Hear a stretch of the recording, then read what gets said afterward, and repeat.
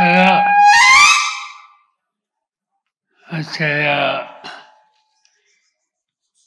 ऐतिहासिक सामाजिक ऐक्यपरिषदेत ज्यांनी आयोजित केली ते श्री मंगेश आमले,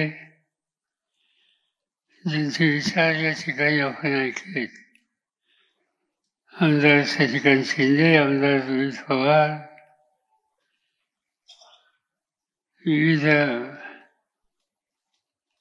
राजकीय सामाजिक संस्था त्यांचे प्रमुख विनोद फोकरकर, अफसर इमाम, अनिल कौशिक, विठ्ठल मोरे, चंद्रकांत पाटील, विकास रावांजे, राजापूरकर, अन्य सगळे व्यासपीठाचे मान्यवर आणि गेले 2-2.5 तास अतिशय शांततेने आणि संयमाने आपण या ठिकाणी उपस्थित असलेल्या या परिषदेचे हितचिंतक बंधू भगिनी, आज जे काही चित्र आहेत महाराष्ट्रामध्ये आणि देशामध्ये, त्या परिस्थितीत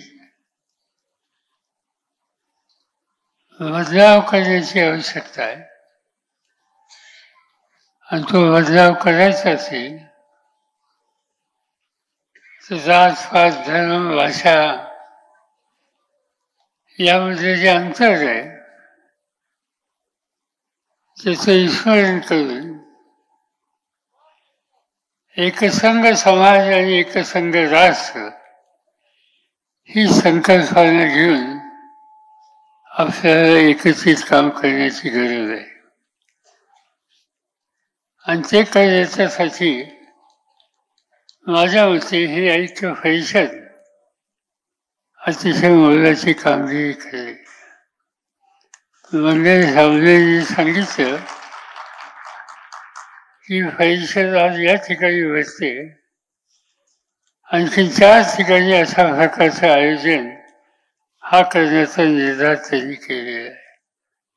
तुमची माझी सगळ्यांची जबाबदारी आहे की त्यांच्या या प्रयत्नाला आपण पूर्ण ताकदीने मदत करू आणि जे आव्हान आहे समाजाच्या आणि देशाच्या समोर त्याला सामोरं जाण्याच्यासाठी आपण सामूहिकपणानं प्रयत्नाची पराकाष्ठा करू. चित्र चमत्कारिक आहे. मगाशी कुणाच्या भाषणामध्ये मणिपूरचा उल्लेख झाला. देशाच्या पार्लमेंटमध्ये त्याची चर्चा झाली. मणिपूरचे विविध धर्माचे, जातीचे, भाषेचे लोक आम्हा लोकांना भेटायला दिल्लीला आले आणि चित्र काय सांगितलं, पिढ्या एकत्र असलेला हा लहानसा प्राण अस्वस्थ झाला. 2 जमातीमध्ये संघर्ष झाला, घरदारं पेटवली, शेती उद्ध्वस्त झाली, स्त्रियांच्यावर अत्याचार केले गेले आणि पिढ्या एकत्र असणारा सुसाळ ठेवणारा हा मणिपुरी एकमेकाशी बोलायला सुद्धा तयार नाही, ही अवस्था त्या ठिकाणी.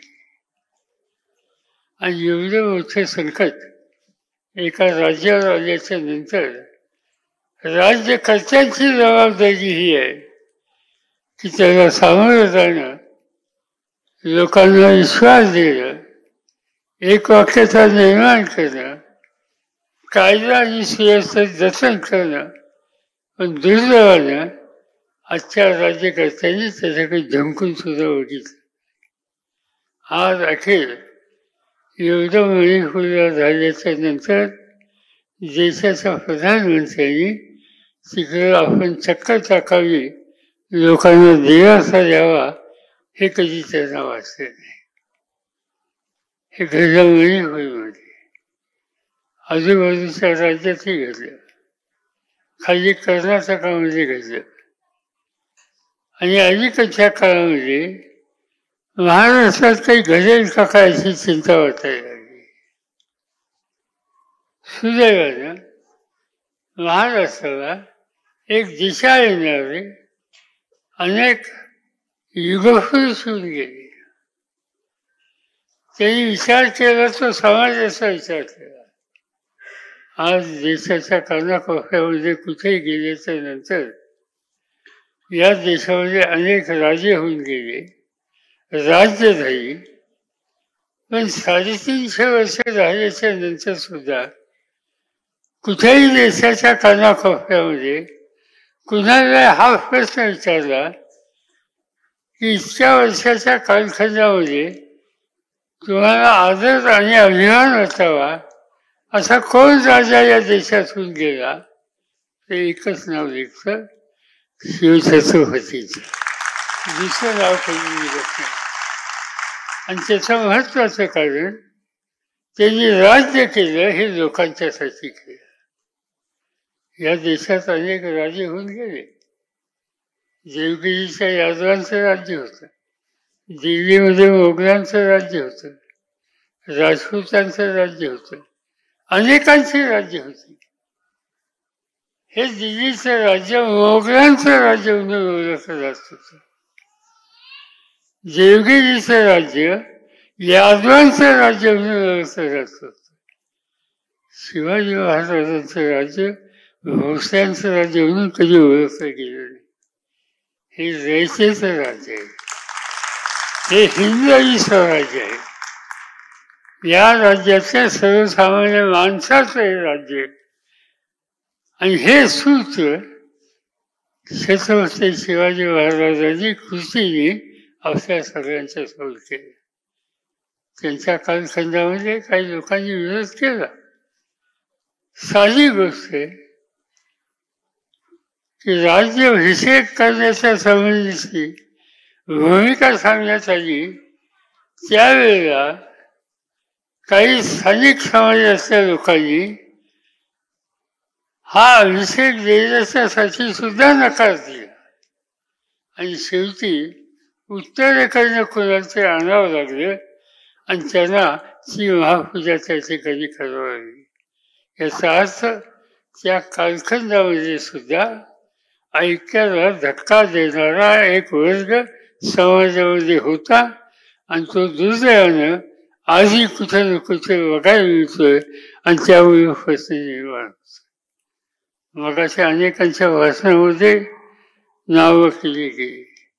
शाहू महाराजांचं नाव घेतलं, सावित्रीबाई फुल्यांचं नाव घेतलं, महात्मा ज्योतिबा फुल्यांचं नाव घेतलं, बाबासाहेब आंबेडकरांचं नाव घेतलं. ही सगळी माणसं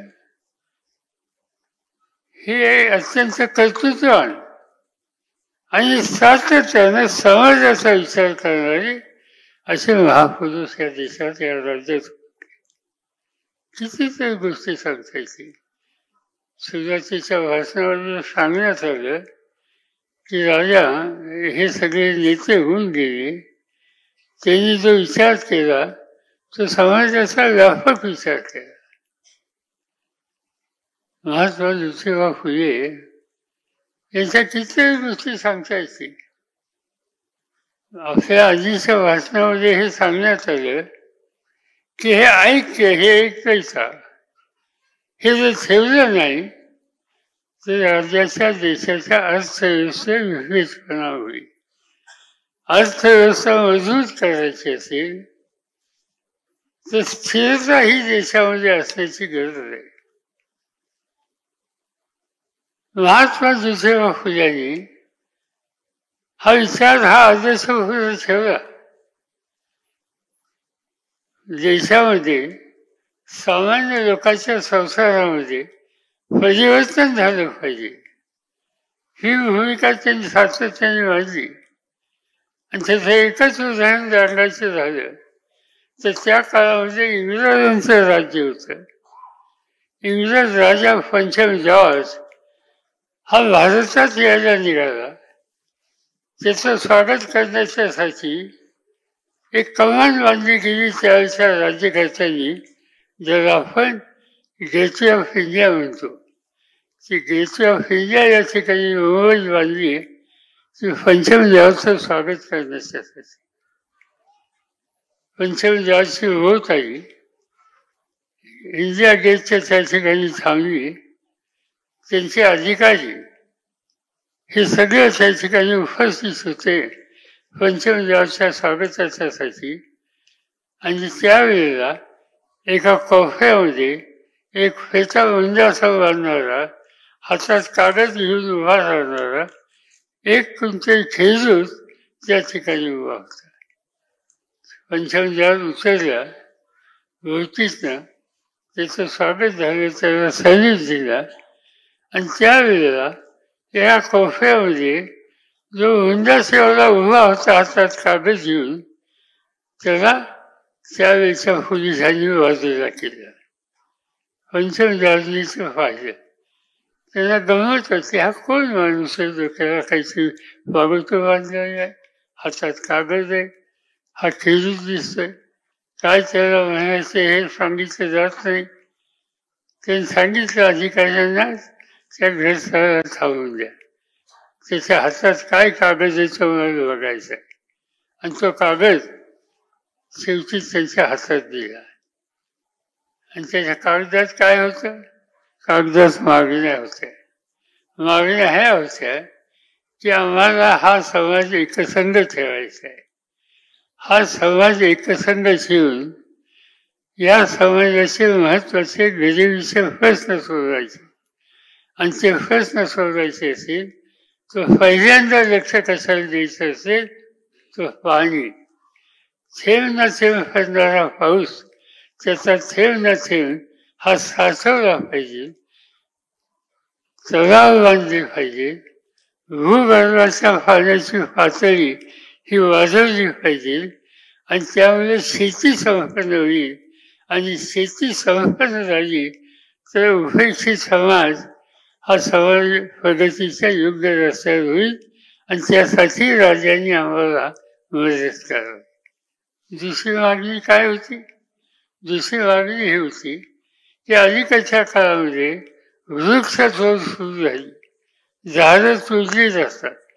आणि जशी झाडं तोडली जाते, जंगल उजाड होईल, तसं दुष्काळाला निमंत्रण देण्याची परिस्थिती या राज्याची. आणि ते घालवायचे असेल तर जंगल वाचवलं पाहिजे, झाडं वाचवली पाहिजेत. आणि त्याचा परिणाम एकंदर हवामानावर अनुकूल होईल याबद्दलची कामगिरी करण्याचा निर्णय राज्यकर्त्यांनी घेतला पाहिजे. अशा अनेक गोष्टी त्यांच्या ठिकाणी मांडल्या. हा फेटा बांधणारा पागोटाला कोण होता? त्याचं नाव ज्योतिबा फुले, महात्मा ज्योतिबा फुले म्हणून त्यांनी त्याचा उल्लेख केला आहे. पण तुम्ही हा विचार करा, किती दूरदृष्टीचा विचार त्या काळच्या या सगळ्या नेतृत्वाने केला. आणि आनंदाची गोष्ट ही आहे की महात्मा ज्योतिबा फुल्यांना परिवर्तनाच्या संदर्भाची किंवा समतेच्या संदर्भाची लढाई हा करण्याच्याबद्दलचा जो त्यांचा आग्रह होता, त्याला साथ त्यांच्या पत्नी दिली, सावित्रीबाई. पुण्याच्या विजयवाड्यामध्ये सावित्रीबाईंनी एक शाळा काढली आणि मुला मुलींना शिक्षण कसं देता येईल, विशेषतः मुलींच्या शिक्षणाच्यासाठी त्यांनी प्रयत्नांची पराकाष्ठा केली. रोज ते घरातून जात असताना शाळेमध्ये मुलींना शिकवतात हे त्यावेळेच्या समाजाला पटलं नव्हतं.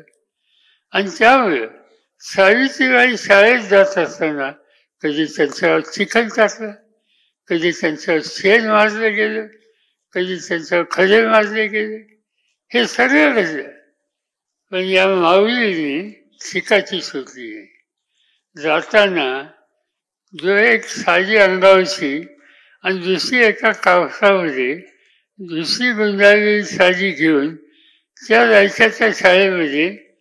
आणि कुठे अंगावर चिखल असेल किंवा त्या ठिकाणी अंगावर शेण टाकले असेल तर ती साडी बदलायची आणि बरोबर घेतली दुसरी साडी घ्यायची, पण शाळा चालू ठेवायची, मुलींचं शिक्षण चालू ठेवायचं, हा आग्रह सावित्रीबाईंनी कधी सोडला नाही. हा प्रत्येक व्यक्ती आपण भाग्यवान आहोत की यांनी आधुनिकतेचा विचार केला, समतेचा विचार केला, प्रगतीचा विचार केला. शाहू राजांच्या बद्दलच्या अनेक गोष्टी सांगता येतात.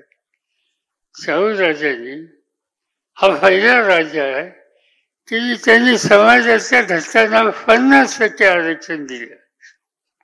शिक्षणाचे दरवाजे खुले केले. खोट्या गोष्टी समाजात सांगणाऱ्यांना कधी थारा दिला नाही. एक दिवशी महाराजांच्याकडं निरोप आला त्यांच्या सरदार लोकांच्याकडनं की कर्नाटकातनं एक अतिशय ज्ञानी माणूस या ठिकाणी येतोय आणि तो ज्ञानी माणूस येतोय त्याला तुम्ही भेटावा. महाराज म्हणजे की त्या माणसाची मला माहिती नाही, उगीच तुम्ही काही कोणाची प्रतिष्ठा वाढवणार नाही. नाही म्हणजे सरदार लोकांनी सांगितलं की ती ज्ञानी व्यक्ती असेल की त्याला उद्या काय होणार हेही कळतं, परवा काय होणार हेही कळतं, आणि तुम्ही भेटलंच पाहिजे. म्हणून सरदार लोकांनी फार हट्ट केला आणि म्हणून शेवटी महाराज म्हणजे मी भेटतो. ठरलेल्या दिवशी चालला, महाराज त्याला भेटले आणि तो ज्ञानी माणूस रडायला लागला. महाराजांनी विचारलं काय झालं तुम्हाला, रडायचं कारण काय? त्यांनी सांगितलं की तुमच्या कोल्हापूर संस्थांमध्ये मी येत असताना मला 50 मैलावर तुमच्या पोलिसांनी पकडलं, तुरुंगात टाकलं आणि मला ठोक ठोक करून ठोकलं. असं झालं म्हणजे महाराजांनी विचारलं असं तुम्हाला वागणूक मिळाली? हो म्हणजे. म्हणजे तुम्ही ज्ञानी असतात? हो म्हणजे ज्ञानी. तुम्हाला उद्या काय होणार हे कळतं? हो म्हणजे मला उद्या काय होणार कळतं. मग तुम्हाला हे कळलं नाही की तुमची रवानगी तुरुंगात जाणार आहे आणि तुम्हाला तुमची जागा दाखवणार आहे. अशा खोट्या गोष्टी समाजापुढे सांगणं हे मला पटत नाही, त्यामुळे तुम्हाला तशी वागणूक दिली होती. आज समाजामध्ये भ्रामक कल्पना या मांडायच्या आणि लोकांना चुकीच्या रस्त्यावर न्यायचं असा करणारा जो वर्ग आहे, त्या वर्गाच्या संदर्भात शाहू महाराजांची भूमिका ही काय होती याचं एकच उदाहरण हे या निमित्तानं सांगता येईल. डॉक्टर बाबासाहेब आंबेडकरांचा उल्लेख या ठिकाणी केला. या देशाची घटना त्यांनी घटना लिहून या देशाला स्थैर्य आलं.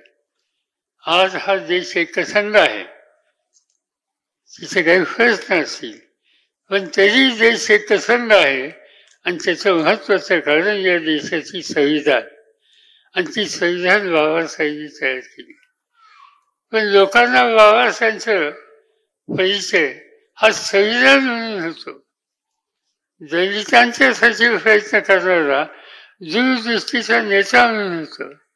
पण आपल्यापैकी अनेकांना ही गोष्ट व्हायची नाही की स्वातंत्र्य मिळायच्या आधी 15 ऑगस्ट 47च्या पूर्वी या देशामध्ये एक सरकार जवाहरलाल नेहरूंच्या नेतृत्वाखाली स्थापन केलं होतं. त्या सरकारमध्ये डॉक्टर आंबेडकर मंत्री होते आणि त्यांच्याकडे जल म्हणजे पाणी आणि विद्युत निर्मिती हे 2 विषय होते. त्या काळामध्ये आज घटना ही महत्वाची आहे, पण आंबेडकरांची विचारधारा विचारशक्ती ही इतकी प्रगल्भ होती की त्या मंत्रिमंडळामध्ये ते असताना ते 2 गोष्टी अत्यंत महत्वाच्या केल्या. एक, या देशामध्ये पडणारं पाणी थांबवण्यासाठी धरणं काढली.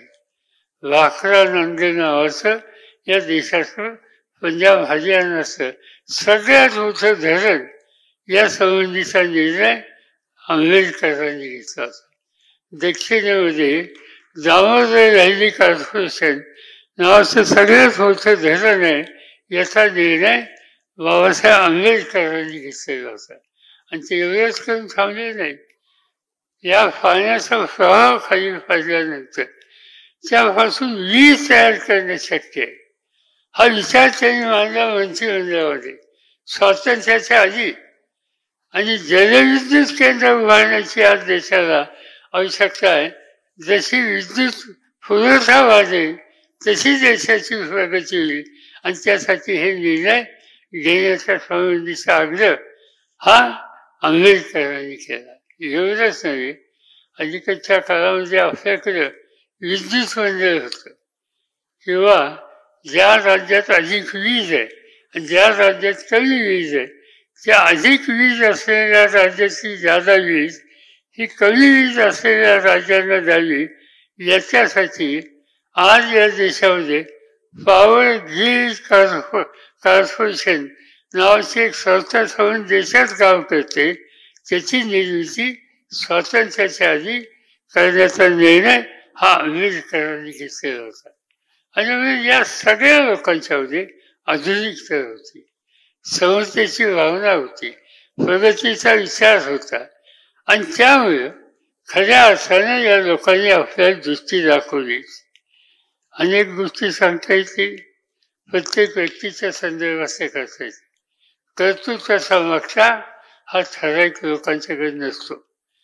कर्तृत्व दाखवण्याच्यासाठी कष्ट केले, तयारी केली दाखवली तर माणूस यशस्वी होतो. आज मंगेश आमले या ठिकाणी आले. कुठले असे मंगेश आमले? हे आमले जुन्नर तालुक्यातले. हा जुन्नर म्हणजे काय? एकेकाळी जुन्नर तालुक्याच्या गेल्या आठवड्यात माझा मुक्काम जुन्नर तालुक्यात होता, नारायणगाव त्या भागातही होतं. एकेकाळी हा जुन्नर म्हणजे एका दृष्टीनं शेतीच्या मध्ये काही सुधारणा नसलेला भाग. आणि म्हणून जुन्नरची आमची सगळी मंडळी मुंबईला यायची. क्रॉफर्ड मार्केटला तुम्ही गेला त्यावेळेच्या, किंवा भायखळ्याच्या भाजी बाजारात गेला तर तिथे जॅकेट घातलेला, अगदी पहाटे सकाळी 4 वाजता उठून भागातनं येणारं पीक किंवा भाजीपाला किंवा फळं त्याचं ताब्यात घेऊन त्याची विक्री करणारा हा आमचा जुंजरी. त्यांना जुन्नर नाही म्हणत, त्यांना जुंजरी म्हणतात. हे मंगेश आमले हे जुंजरी आहेत. आणि हा जुंजरी असलेला ग्रस्त काही फार सुरू नाही. पण जुंजरीचं वैशिष्ट्य एक आहे की एखादं काम हातात घेतल्याच्या नंतर कितीही कष्ट करायला लागले आणि कितीही संकट आली तर त्याचा मात केल्याशिवाय हा जुंजरी गप्प बसत नाही.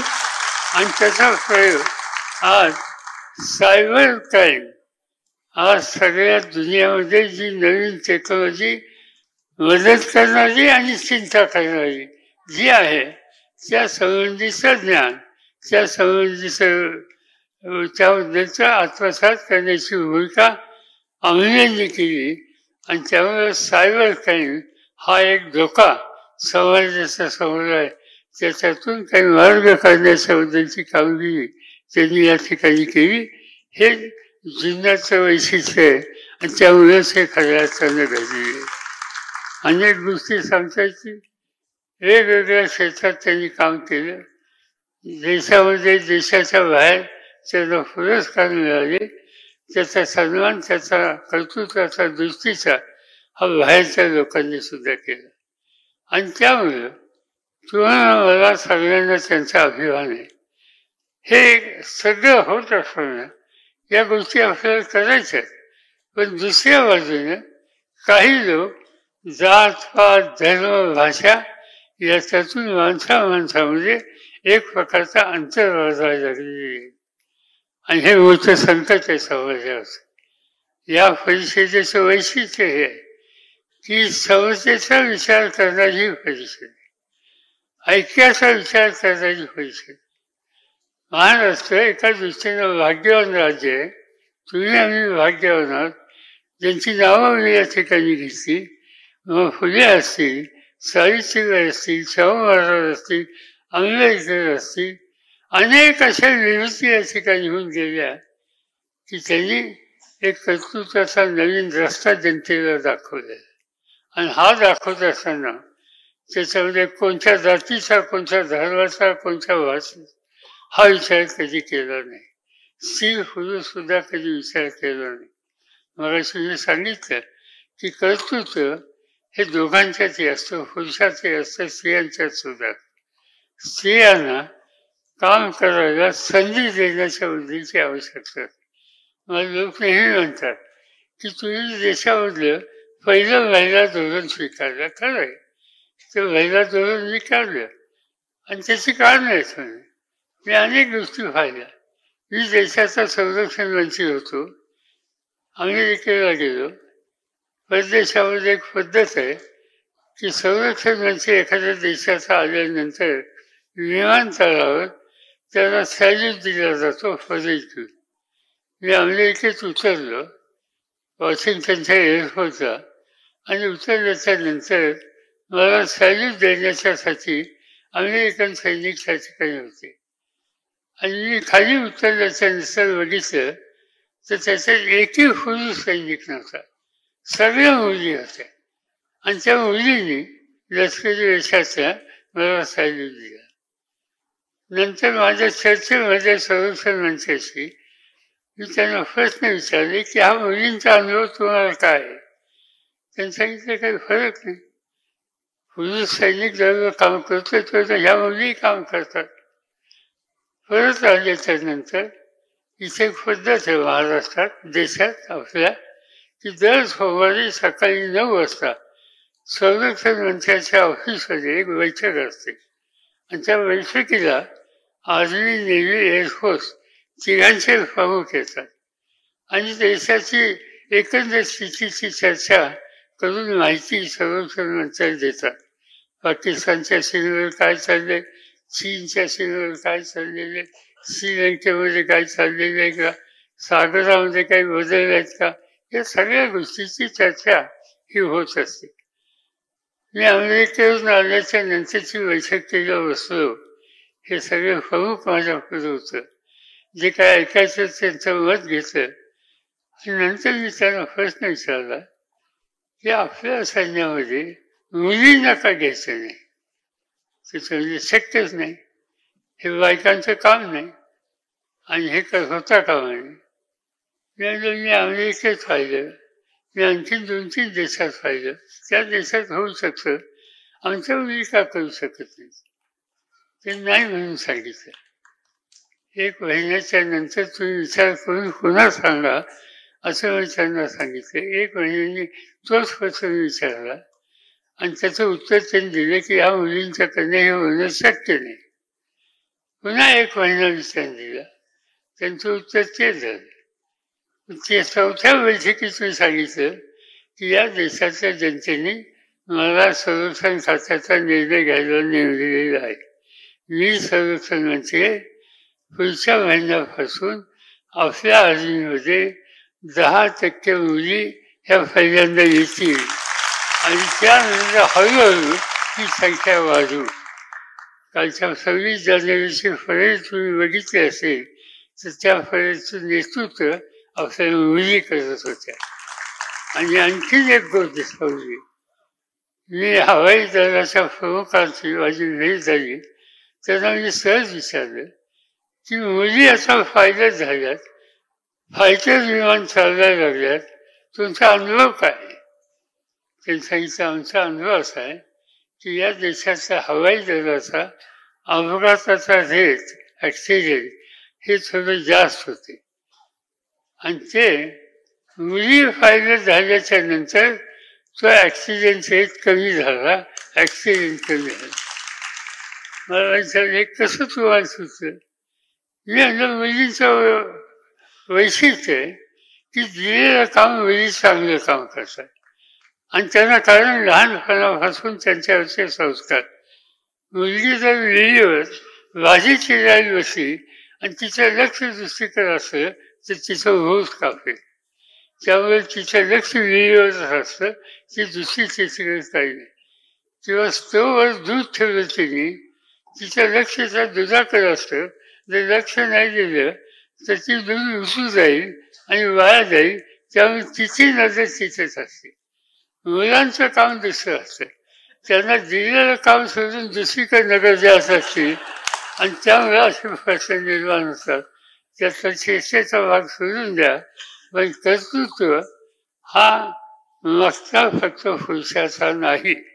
कर्तृत्वाचा मागचा या देशामध्ये, जगामध्ये स्त्रियांनी सुद्धा सिद्ध केलेला आहे.